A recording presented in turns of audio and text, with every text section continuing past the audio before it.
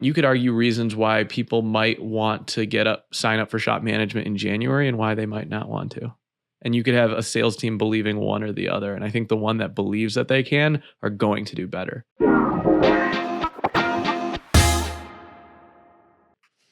Hey, Printosers, welcome back to the podcast. I'm your host, Bruce from Printavo. We've got Mr. Steven Farag out of Campus Inc. Just doing a little riff episode. We were just talking about meetings, which meeting to have, which meeting to not have.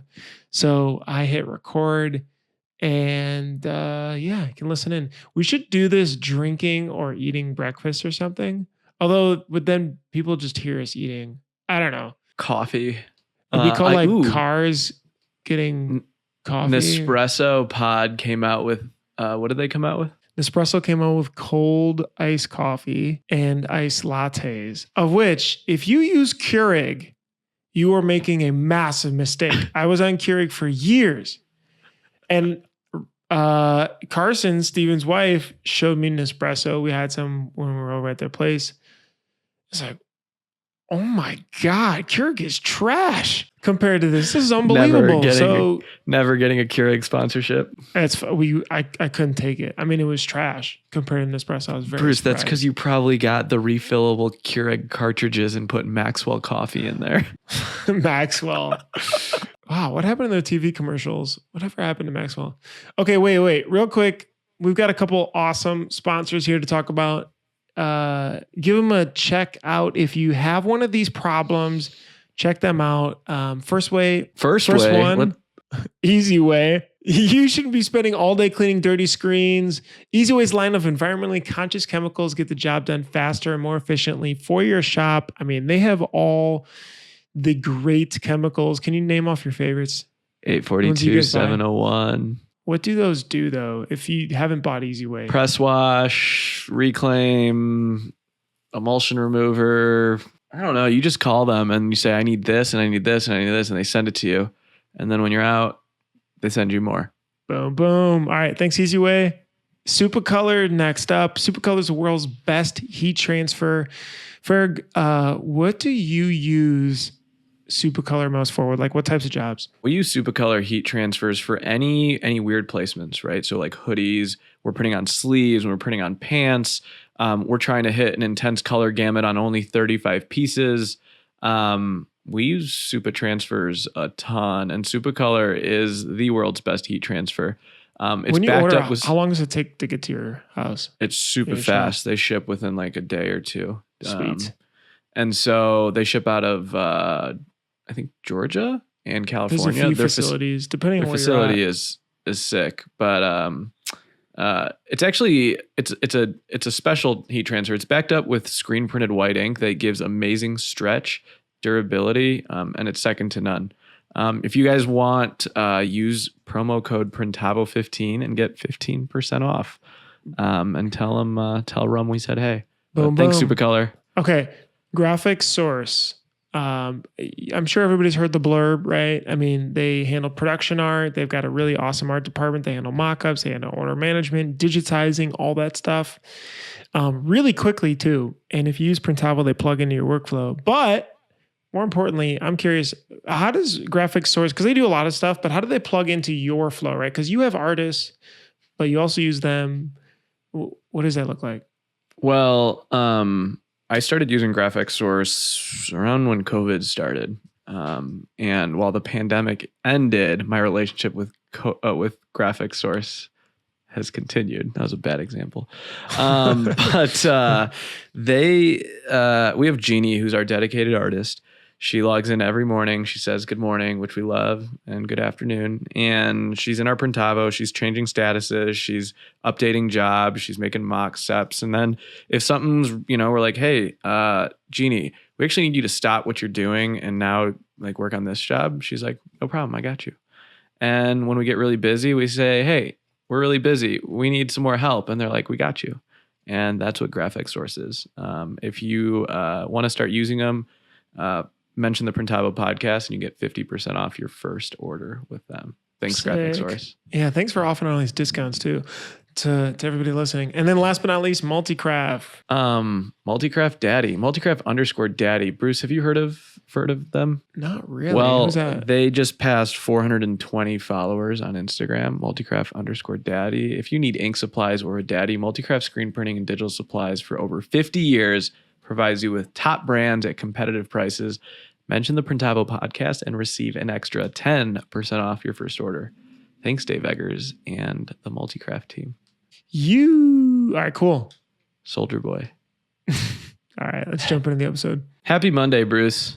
Hey, happy Monday to you too. Happy We're recording Monday. this June 27. Not positive when it's going to come out. Okay, I actually have a couple things I want to talk to you about. All right, first one is your student meeting. So, you invited me to your student meeting because you had Mark Cuban on there, which was really cool. And maybe you could pop up a screenshot of that. We have all of his shorts. They're on our YouTube channel now. All right. So Chris, just pull that one. That would be awesome. But, he was on a jet with really good Wi-Fi, which I was like, that's boss mode right there. That was cool. But I think what was cool that everybody, including myself, can relate to is there was a couple of things I noticed that you did really well. Number one, I wrote rah rah.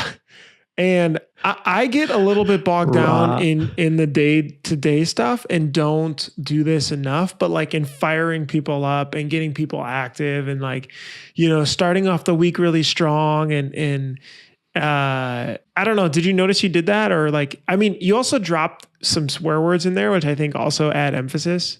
I'm getting like a little overly analytical, but like that really brought people up. You let other people say things. What's your thoughts of how to do that to kick off the week? So, I mean, it was like the first time for all of us, right? So like a billionaire invests in your company. You ask him to come on a Zoom call and he says yes. It's really exciting. So we were all like giddy, but we used it as a point of motivation.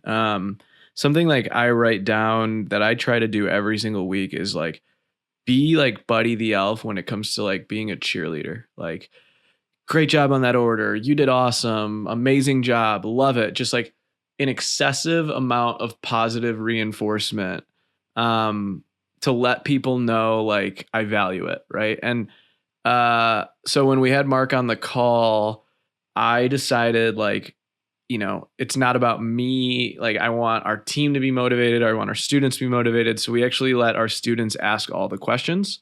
And we pick like our interns in Chicago and they prep them and they all were super excited about it. Right. And so that was a way to like get them pumped out about it. And then Mark reciprocated the same way. Right. Like, saying their names back, asking them how they were, figuring out where they went to school, and then dropping knowledge bombs, but also dropping like F bombs. Obviously, everybody else can't get Cuban on the call to rile everybody up. So like, how does your normal ones go though to be able to fire people up for a morning or for the week? I mean, this is what I think, right? We do these meetings remotely. You have 30 minutes. I always say like running a developmental meeting in 30 minutes has to be like a jam-packed, hold on to your seatbelts. Like this is 30 minutes of let's go, right? It's got to be funny. It's got to be engaging. You have to be bouncing off the walls. Like when I'm running a meeting, the team will always say like, Steven, you just pick on people. Because like, I'll be like, hey, Bruce, like, tell me something good this week. Like, tell me about yourself. Like, why was that cool? And it just gets people to like look up and talk.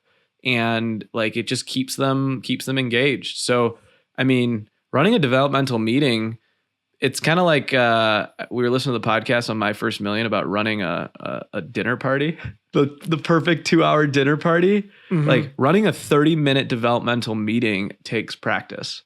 And if you just show up and run a lame ass meeting, no one's going to get anything out of it. And your agenda is going to just like be muted. How often do you do the company-wide or sales team-wide stuff? All hands calls are like quarterly. So okay, those are quarterly. Every student on the call, everyone in the company, that's quarterly. So every 10 weeks. And then all team, anyone that works full time, every 2 weeks. And that's on a Monday morning. and like you're not late to that meeting. That is a stand-up call for individual teams. No, for everyone in the like Okay. all our professional full-time, like all of our full-time employees. And that's it, 30 minutes or an hour or what? I try to keep like 30 to 45 minutes. What are the topics normally in like an all hands meeting like that? Well, we spend the first 10 minutes just like talking about like personal, like just sharing about each other. Like, hey, you know, Sean, how you just got married last week. How was your wedding? And it just gives just good time for rapport. We try to just get people from production to talk. We try to get people from sales to talk. Just like 7 or 8 minutes of just like fun. We can all laugh about something and that. Yeah. And then like the next like 15 minutes, I will try and pick a topic that I'm passionate about that week and try to make like the message. It's like you're giving a sermon. So like I'll be researching something and browse like, I don't know, maybe a Simon Sinek quote. And I'll just spend the 15 minutes just specifically on that, like delivering, like, what's the theme? You know, the theme for the week is, you know, speed to quote, right? Like everything should be like, how do we respond faster? And that's what we'll just all talk about for 15 minutes. So like pick something. And then if there's like 5-10 minutes of just like company updates, hey, watch out for this. Hey, you know, are there any big things that someone wants to bring up about sales or production? And that's it. And we wrap. And that's my Monday meetings. So yeah, it's interesting. We do each department will do a weekly individual meeting. And it tries to be A, how's everybody doing for 5-10 minutes?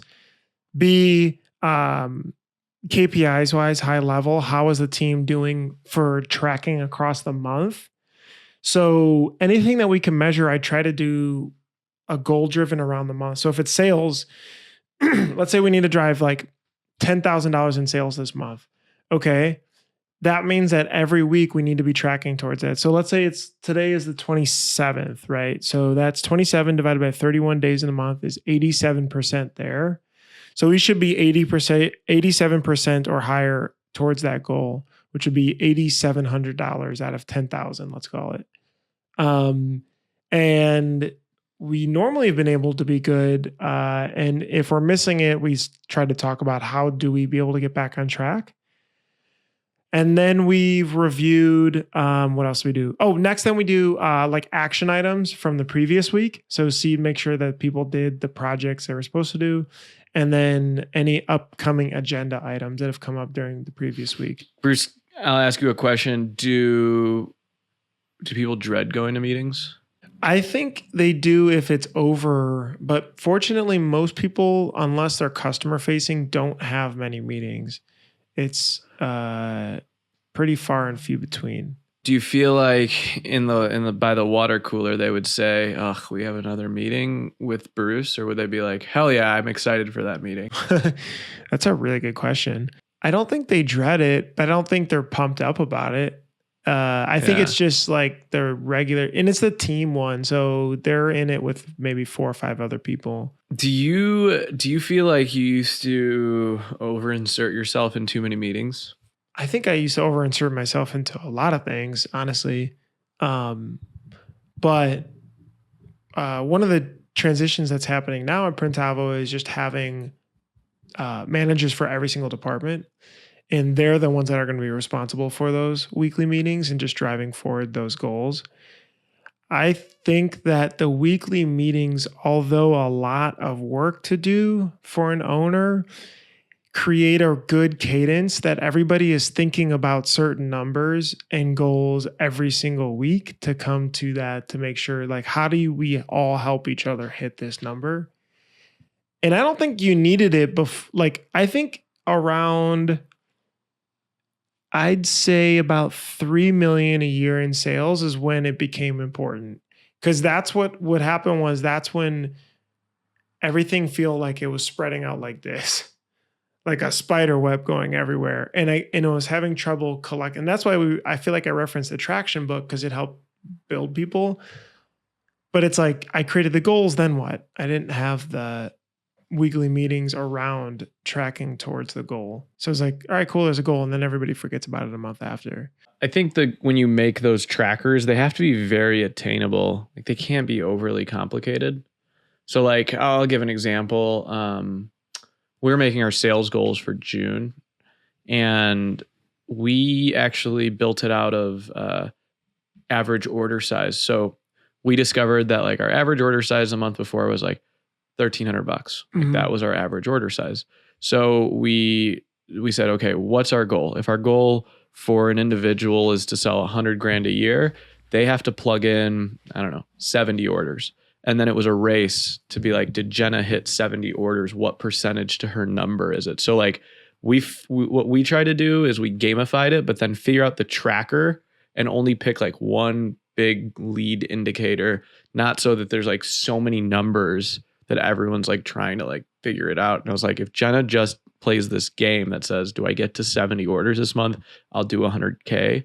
Then like the rest can fall into place. Because sometimes I feel like we overdo it. Like, oh, I want to track this. And oh, how was the engagement there? And like, oh, how was that? And then I feel like the meetings then become just like trying to figure out all these numbers. I don't know. I think you're spot on. That's, by the way, I think, Chris, this is the clip here of, or the intro of like, that's the most important thing. I think even for the first sales rep of getting them started, okay, you have one number to focus on, and that is maybe total dollars. Drive that forward. And then over time, maybe you'll find, okay, we need more profit versus just total dollars, and then tweak that one from there. But you're right, like one number just to focus on. Well, you called me and goes, you ever talk about OKRs? This is an OKR, the objective and the key result. The key result is 70 orders, right? If I get 70 orders, I'll hit my objective, right? Okay, the other thing you actually covered in the meeting is you said hashtag sales don't stop. I wrote that down because people were saying, well, we're kind of slow in the summer. We just expect it to be slow. You know, we'll just, and in my head, you start thinking like, oh my gosh, like figure something else out, or I don't know. But then you came and you said hashtag sales don't stop. Where did that come from? My team will tell you, if there's one thing that pisses me off more than anything, makes my blood boil, is when they create a story in their head for why they can't sell. It's like this self-fulfilling prophecy, right? Like it's slow. Students are on Christmas, on holiday break, or on summer break. They don't want to buy merch, right? And I'll challenge them, be like, why did you just make up that story? Like, did you manufactured a reason to then fulfill that prophecy that people don't want to buy, right? So like, I said, let's change the equation around. It's summer. Everyone needs jerseys. Why aren't fraternities around the country buying their tank jerseys to get ready for summer so that to get ready for fall, right? I love sales, and I think you have to go into the trenches in those times where salespeople are going to start outselling, like they're going to start convincing themselves why they can't sell, and you have to flip that equation right away. Right? You could argue even in Printavo, why would anyone? So I don't know. That's why I get a little crazy. That's why heavy. I get people go, I get triggered when people say like they give me what? That things are normally slow here. Okay, this is the reasoning. I sold paint jobs in college, right? And we would have to drive home in February when it was the middle of snow and get leads. And so I would be like, are you stupid? Like, no one wants to figure about painting their house in January and February. And I'll be like, why not? Don't they want to get on the list before summer backs up? Don't they want to book early? Like, don't they want to feel bad for us when we're freezing cold and give us their name and number and invite us in so that we can get an opportunity and close them in a sale? And we would have like our best months in January and February. So sales never sleeps. Damn. All right. Hashtag sales don't stop. All right, the next thing, which is like a continuation of that. After that, you went into like a 5-10 minute jam with the whole sales team saying, and for folks that don't have like a big sales team, obviously, this could just be the account management team. This could just be front office folks. You said sales ideas. I wrote down regions, communities, and also upsell ideas. And you called on a couple people who had some fire orders to share like how they got it, what they did. What's your question? I thought that was cool. That was it. Oh, we have a Slack channel. So there's one thing I use Zapier and Printavo for. Whenever an order processes, it comes into a ticker on Slack. And so if the order goes over our order average, so like we said, $1,300-$1,400, I will give them a shout out, be like, awesome order, fantastic job. And so our team will then like highlight big wins. And so if I see an order come in for over $4,000 or $5,000, they're going to go in the all company chat and get a shout out, right? So we find use cases and we just pick those out. Like we have an individual that goes to Swafford College. I don't know where Swafford is.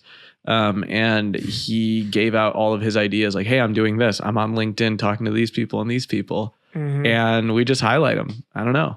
I had that as the main thing. Do you do any production meetings, or does that team do anything? Yeah. I mean, they do like a morning meeting, like 5-10 minutes. How's everything? What's hot? During our Monday calls, we give Mila like 5 or 10 minutes if she needs to run through everything, and she'll just kind of shout it out and be like, hey guys, these are the 8 things there's issues with. If there's an issue, go check the calendar, make sure they're updated by this afternoon. So she'll tell the team like, hey, watch out, embroidery is really backed up, be careful. Or, hey, we've got time on the calendar this week, let's go sell. Or just something she'll notice like that's, bugging her, or like, hey guys, when you're entering this in, please be careful. So we give her, a couple minutes to do that. That's in these biweekly meetings. Yeah, she'll get 5 or 10 minutes just to give her like update. But if there's a specific issue, like if there's a big issue, I might address it. Like, hey, the way we're entering in these needs to be better. But if it's just something, she might make a call out, or she might make an announcement like, hey, if you see this order flagged, please message me directly after this meeting. There's an issue with it. Right. And so it's not really a call to like solve problems. It's more like air outs like, hey, we got this going on. Here are the announcements. Here's your motivation for the week. Here's the highlights. Here's the lesson. Let's go. We're not there to like brainstorm a bunch of stuff, solve a bunch of problems. What about, are any like potential improvements, process related improvements brought up here? Or is this like more dealt with separately?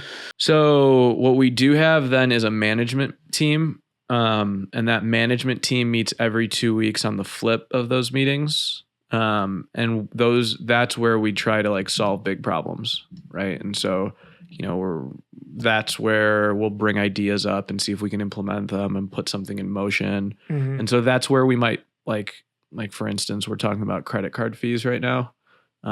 Just ways that we can kind of generate revenue or until Printavo payments comes out. And so like that went into motion, and then I kind of put on a team and was like, hey, in 2 weeks, come back to us with something and let's see if we can put something in motion. So it almost feels like it's like Congress, like, can I put something in motion and I'd like to deliver it, please? And maybe we shouldn't make government stuff right now, but I don't know. Cause I hate when someone's like, hey, wouldn't it be cool if, we could just charge credit card fees? And you're like, yeah, sure. Let me stop everything I'm doing and spend a day trying to build that out. That stuff right is now. awesome. I think when you're 5 people, it definitely gets harder because there's so much process that's been built that it's harder to move and change. But, and for good reason too, right? Because like for every idea, it's like, does it actually get seen through to the end? When you get an idea like that you think someone's passionate about, and you don't want to curb them.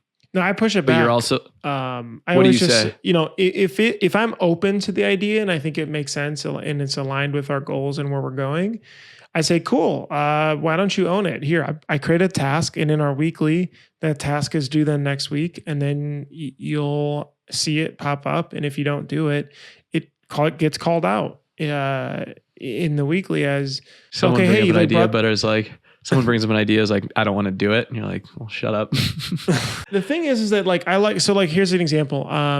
When we go from a new sale to and the account manager, the notes that are written about that customer aren't always great, right? And they're all over the place because like we're running a demo, you're taking all these notes down, and then it gets handed to an account manager and they have to learn everything about the shop again, right? So could we standardize what the notes look like to be able to hand it off and it's better and it's packaged better for them? Sure. So we just made that today, right? But I did push that back as All right, cool. Well, what would that form be? Why don't you create it in a Word doc and then push it forward?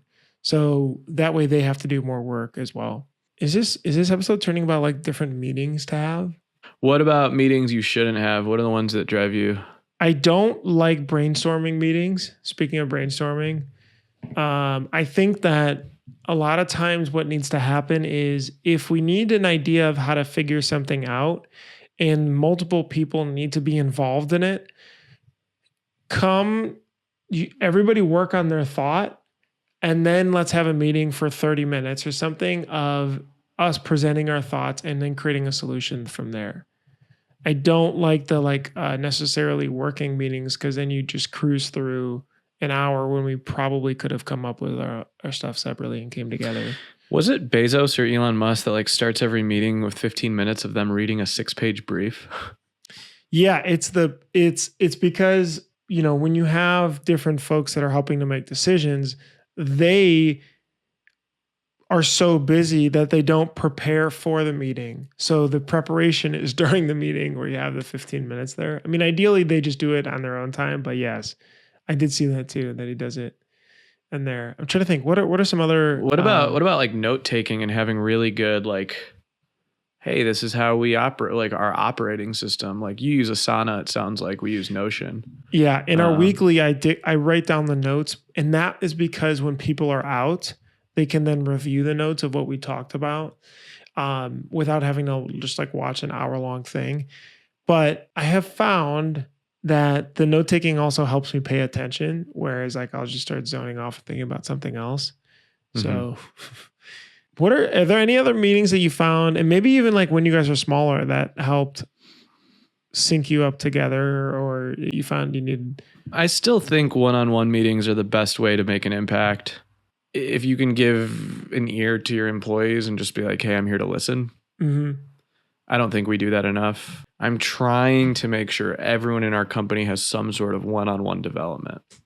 And it's hard, but I just feel like people need someone they can go to at all times that is their buddy, but it's not necessarily like me. This is a middle management thing that we're dealing with. When you have that many, it's also hard. I remember having this, and I was just like, sometimes just like, not because they weren't important, but it was just hard to run so many and be just as excited and into it and focused. Especially if you do it online versus Zoom, online versus in person. But I think that's a good one. Honestly, I think the takeaway is that rah-rah student meeting is like that kick off the week. Such an awesome way to start it. Mondays are a great time, not like getting back to it. I don't know. Maybe it could be bringing in food or something special, celebrate somebody's anniversary, a new hire, an intro, a cool job that was done. Or like guest speakers, I think are big. That's undervalued. Right? Like we'd bring in. You went to a Aaron shop Draplin. too once. You took everybody to another shop. Everyone went to Rowboat to see like their print shop. You took them to Shirt Kong too. Some folks took them to Shirt Kong. That was okay. Took them to Long Beach. That was pretty fun. I don't know. Like they want to have fun. We have field trips. We took them to the lake recently. That was fun. I saw that. That was cool too. Yeah, but if you could bring in a guest speaker once every 2 months, right? Like a Kevin Baumgart or something. Yeah, just like, hey everyone, Bear is coming to be our guest speaker today. He's barking really loud, but he's super cute. Has he lost his mind? He gets it from you.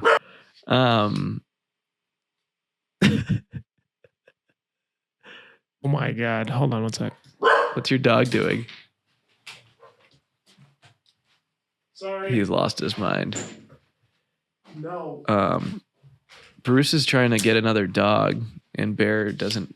Bruce, are you getting a second dog? My wife's been asking, but no. If you think Bruce should get another dog, like and subscribe, comment. That will not be helpful. Fortunately, she doesn't watch the podcast, but You know what? I asked Carson, like, hey, did you watch this week's episode? She's like, no. I'm like, what the heck? There was a funny, I don't know if you saw this. Corey Beal at Floodway Screen Printing posted a funny Instagram post of when I talk to my wife about screen printing, what she hears. And it's like pointing at stuff and it's like, and then over there. And I was like, oh, okay, that's fair. Or there's another one. Have you seen the meme where it says, Chris, you have to find it and show it on here, but it's like a photo of Ben Affleck talking to J-Lo and she looks so disinterested and just staring straight ahead, no emotion. And he's like whispering and smiling. And then the caption's like, how I talk to my partner about some job that I just printed that I see on the street. Yeah, that still happens. When I see a job on the street that I printed, I like get giddy. I printed that. Look, I printed that. She's like, great. Yeah, this town's only 100,000. We were at a festival thing over the weekend. I was like, oh, there's a shirt. There's a shirt. All right. I like this. I think this is cool to talk about. Is like, what meetings should you have or shouldn't you have? I think the big thing too is that like the owner's role turns more and more into culture or helping to foster it. Just because I think everybody knows backfilling and rehiring people is so time consuming and expensive. So how what can you do around the retention area that's extra, right? I think there's just table stakes now with salary and bonus and things like that. So